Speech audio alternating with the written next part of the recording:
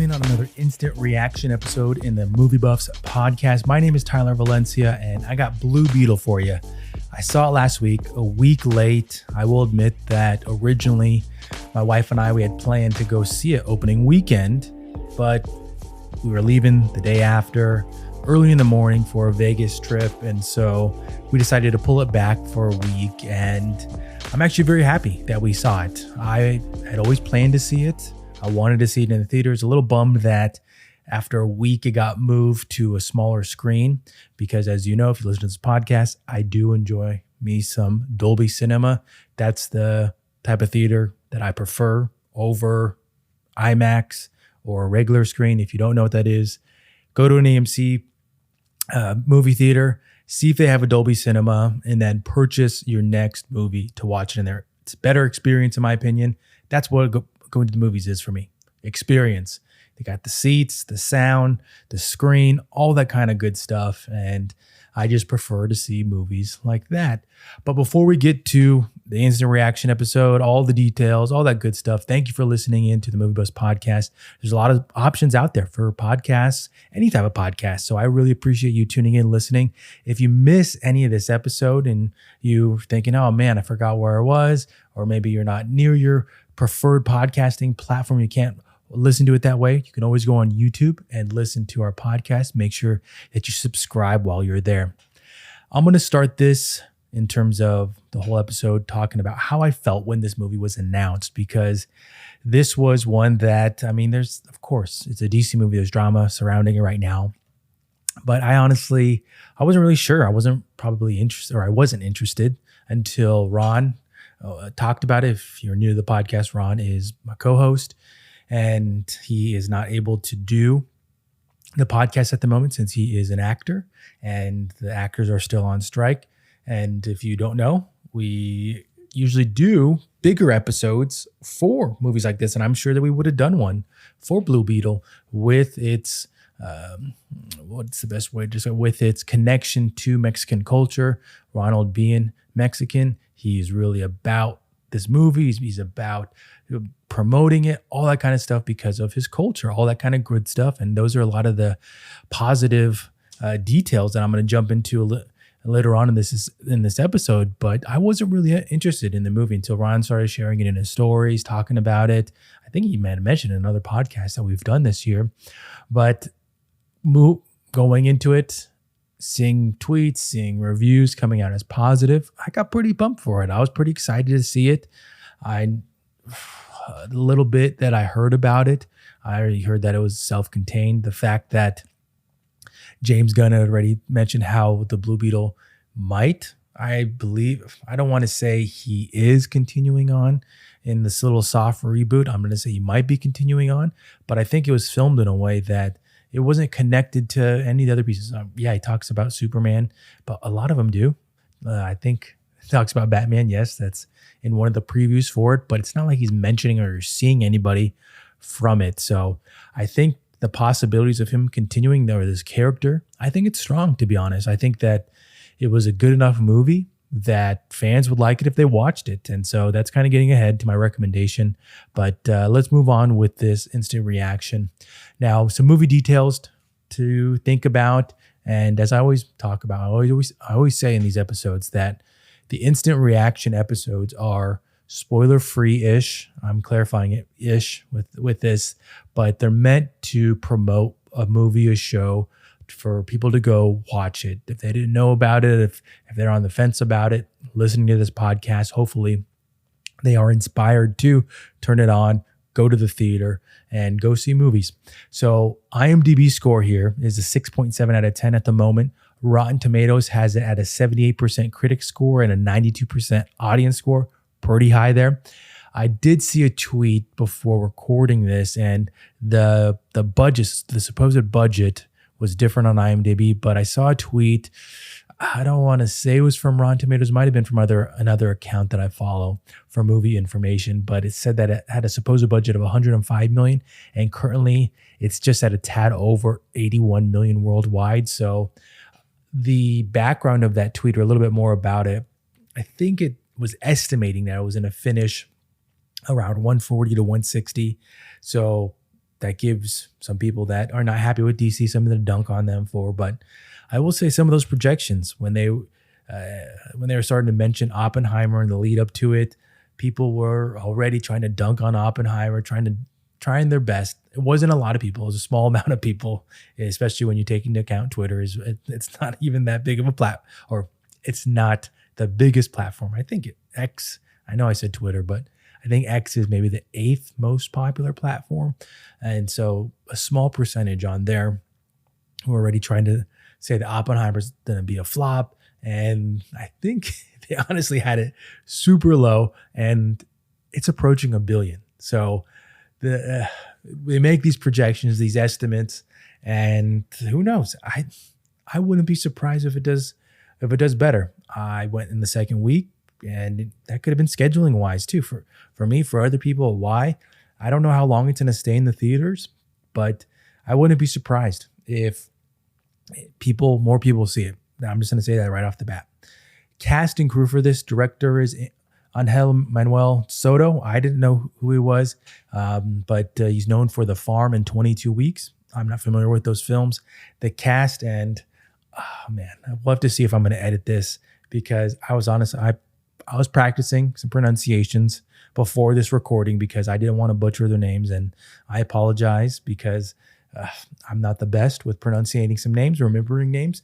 But Xolo Mariduena, he was one of the ones that I did look up on Google. If you could just highlight a name and say search it on Google, there is a pronunciation on his name, and I feel like I did okay there.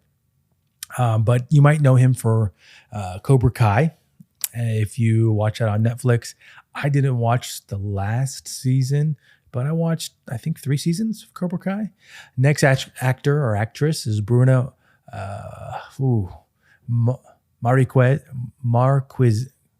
Marquezine. There we go.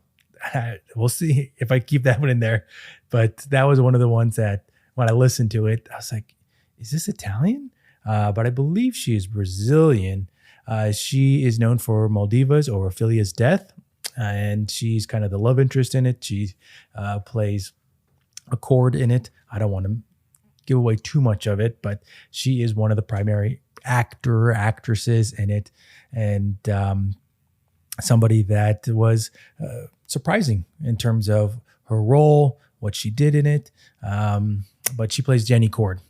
Next up is Becky G. And Becky G actually used to date a soccer player that I liked, but from a little bit of extracurricular stuff, they are not involved. So bad on that soccer player. She used to be, she played the Yellow Power Ranger in the most recent adaptation. There's George Lopez. I'm sure you know the name. He's in a lot of stuff. Adriana Barraza. And I actually remember her from Babel. I was jogging my memory during the movie, trying to think, what did I know her in? And she plays a really good role in Babel, and she has a great story arc or character arc in it. And I don't want to give it away if you haven't seen that movie. My wife always jokes that that's the movie that I get very anxious watching because it's that good. The writing, the directing, the stories, all that kind of stuff. It's pretty up there for me. Susan Sarandon is in this movie as well. And then Harvey Guillen. If you don't know that last one, if you watch What We Do in the Shadows, he's one of the main characters in it. And I kind of wish he had more of it, but he plays a good comedian in What We Do in the Shadows. Feeling inspired by hosts Ron and Tyler? This episode of the MovieBuffs Podcast is brought to you by the YouTube workout channel Time to Train Fitness. With all things YouTube, it's free. Jump into a bar class, crank out a cycling workout, or pump out a strength session. Everything you need to work out for free at home. Check out the description and subscribe today. You heard the promo about Time to Train Fitness and you're thinking, how do I get some dumbbells? There's really only 2 products that I recommend when it comes to at-home fitness, and one of those are the Core Home Fitness Adjustable Dumbbells. If you're already following the YouTube workouts, these are the dumbbells that I use, me, Tyler, and you've probably seen me adjust them between the weights super fast. Along with adjusting quickly, they go from 5 pounds to 50 pounds and feel great in the hands. Head to the link in the description and grab yourself a pair. You have the free workouts on YouTube and will now have the dumbbells to help you reach your fitness goals. Let me read to you now the IMDb storyline. And it says an alien scarab chooses Jaime Reyes to be a symbiotic host, bestowing the recent college graduate with a suit of armor that's capable of extraordinary powers, forever changing his destiny as he becomes the superhero known as Blue Beetle. Now, let's kind of talk about the similarities between this and Ant-Man. One of our listeners sent me a reel about this person that was talking about the movie or talking about Blue Beetle and basically comparing it, making a joke about how it's the same thing as Ant-Man. A lot of similarities with it, you know, with Ted Kord, with the Kords, and a part of the, I don't want to say the scarab, and it's not, I mean, Ant-Man doesn't have a scarab, but the suit, but the technology aspects of it and those pieces, there's some similarities there, but as I was kind of explaining and joking about it to my wife with, that's all comic books storylines. They're DC, Marvel, there's always similarities with it. I mean, it's hard to think of new characters. So there, of course, there's going to be some crossover with it. And I mean, is it bad that there's some similarities with it? Not in my opinion. I mean, just look at even what is there where the boys are. Was it that Dark Horse comics? I mean, there's so many things that could be taken from Marvel, from DC, and yet I mean, it's an enjoyable show. And I think that part of it is how it's written, how it's acted, and you know, the similarities with this one. I mean, I don't think that it hurts that the first Ant-Man did well. I think that some of the things I'm going to talk about in a bit with Blue Beetle and its positives of the movie, I think that it's a good, fresh take in terms of what audiences will hopefully like, and it leaves the door open for more with what they did in the movie. And so I know I beat around the bush with a couple items there, but I don't want to give away the story of it, what Xolo's character is doing in it, and kind of his storyline with Jaime is doing in it. I mean, a good kind of early scene in it, and this is more just talking about the scene, is when he's talking about, so he gets his powers. That's not going to spoil anything. He gets his powers, and he's basically talking about how he doesn't know if he wants to be a superhero. And I mean, I feel like I saw a reel recently. It was pointing out in the Flash, the latest adaptation, that how Barry from the alternate universe, how he gets all excited and starts doing, you know, funny stuff and messing around with his powers. And the reel was saying, you know, how this is the truth, how anybody that gets powers, this is how they would use them. And Jaime starts with basically, you know, debating, do I want these powers? I never wanted these. This is what you guys did to me. I never wanted this responsibility. You know, I was supposed to go on and do great things to help my family. And, you know, it's that responsibility when something like this is tasked upon you. How do you handle them? And so I think starting off with that kind of outlook on it, it's nice to see. It's refreshing, in my opinion. Now let's talk about why aren't DC movies bringing the fans in. I already talked about the budget. I talked about where it's at currently in the global market. And with this one specifically, I think that a lot of it is the drama surrounding DC Studios. That's my own opinion on it. I think that this is a good enough movie that it should be doing better. It should be doing like maybe a Quantumania. I think Quantumania is maybe over 400. I think, I don't know off the top of my head, but I think it should be doing, you know, the 400s, hopefully over Quantumania 476 million. I feel like it is one of those movies. I feel like it's good enough to push that boundary. I mean, with all of these movies, and I'm talking about comic book movies in general, getting the general audience to the theater is, you know, what helps them. I think that this one specifically, not a lot of people knew about it. And I'm going to point back to the timing of it in terms of there's a lot of great movies that came out.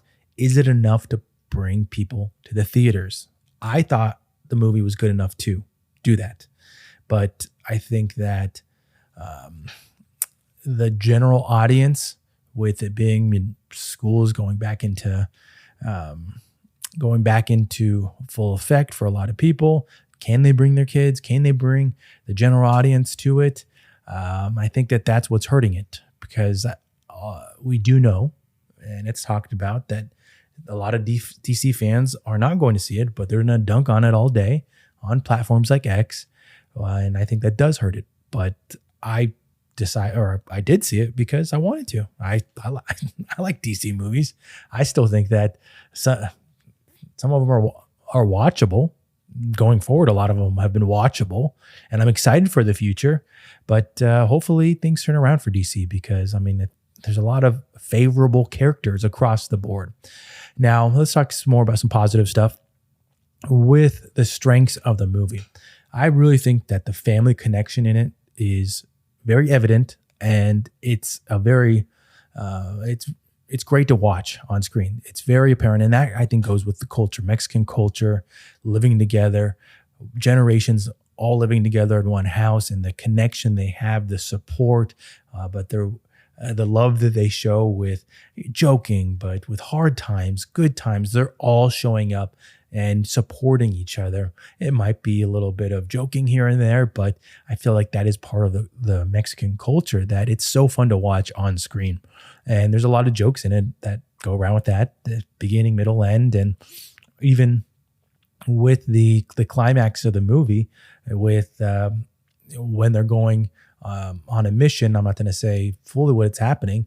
It's about each other, saving each other, being there for everyone, and even bringing people in. So I think that aspect of it was very apparent. It wasn't rushed. It wasn't forced. And I think that the way that it came across on screen, everybody that was a part of the family, the Reyes family, it was very authentic in a way. So that also goes with the story of it. I know I was talking a little about the story. I was beating around the bush with the story there a little bit earlier, but the story of it, I think it's great. It was enjoyable to watch. The direction of it was good. I will talk now about some of my criticisms of it. So I'm jumping around a little bit with my instant reaction here, but the music and the cinematography were the two negatives I had with it. I liked the characters. I liked the story. I liked the movie. I just didn't like the music and the cinematography. With the easy one, the cinematography, there were points that I was like, why is this so dark? Why? I get what they're trying to portray here. I get that certain scenes, they didn't want to put certain lights in, but oh my goodness, there were some scenes where I was like, why are some of these actors so poorly lit? That it's a movie. Yes, you can still create different shades and different ways to light people, but I thought that was a big thing, that point that was just apparent to me. I was kind of turned off by that aspect. And then the other one was the music. I think that this one, and I was actually surprised when I looked at who did the music for this, because this individual has a lot of big credits, but I feel like at times they wanted to be Stranger Things. At times they wanted to be hip and cool, and other times they wanted to express Mexican culture. And I think that it didn't blend well enough. I think it was forced at times. I think that these Stranger Things kind of themes and songs and those aspects of it, I think, deterred. If that's what you want to do with it, be all about that. But if you want to if you want it to be about Mexican culture and you want it to be a hip movie with, I know it's not going to be a popular way to say it, but a movie like a James Gunn movie where music is so intertwined with it, be that. So that's my opinion on that. Those are my only criticisms of it. I'm sure that other people that watch it, I'd love to hear in the future what you think about it. But let's go to now a couple of other items. I'm going to talk about some characters here. I was actually really surprised with Xolo's performance in this. Like I said, I've seen him in Cobra Kai, and I didn't think he was the best actor in Cobra Kai. And he was at some points kind of a turnoff for me for the show. But I think he did great. It was actually really surprising. And that was one of the first things that I mentioned as I was walking out of the theater. I think I mentioned before in episodes that my walkout recommendation, my walkout initial thoughts, that's what my wife and I do when we're walking out of a movie, is that we talk about what are our initial thoughts. Because as you continue on with your life, you continue on with your day, your opinions might change. As you read more about a movie, or going on social media, your opinion might change just because you see other stuff, you learn more about it, and you think about it, like, okay, maybe I am changing my mind about it. But my initial reaction was, I was like, oh, wow, he did pretty good. My favorite character in it is George Lopez. I thought that he was, in my opinion, the best actor on screen, and his character, his connection to it, and all of it, he's fun. He's got jokes, he's got serious moments, and what he does in it, it's all really well done. So he was my favorite character in it, and I thought he brought a great on-screen presence. Getting to the wrap-up of this, and like I mentioned before, I do think that people should watch it. I do think that it's a fun watch. I know that if you are a fan of the podcast, you probably think that I'm too optimistic when it comes to shows, but I think that is one that you should put on your list when it comes out. I know that these times, it takes a lot to get people to the theaters. I think that is one of the big changes of over the last few years, is getting people to the theaters is much harder because of streaming, because of how quickly things come out onto streaming platforms. And I'm sure there's a lot of people that will watch this one when it comes out on, say, an HBO Max, a Max. And that might be when people start talking about it more, but it would be great if people went and saw this one in theater. And that has been it for this instant reaction episode. I hope you enjoyed it. Hopefully it kind of shed some light on it, and maybe you share it with a friend that's maybe on the fence about it. Well, thank you as always for listening to the MovieBuffs Podcast, and I'll catch you in the next one.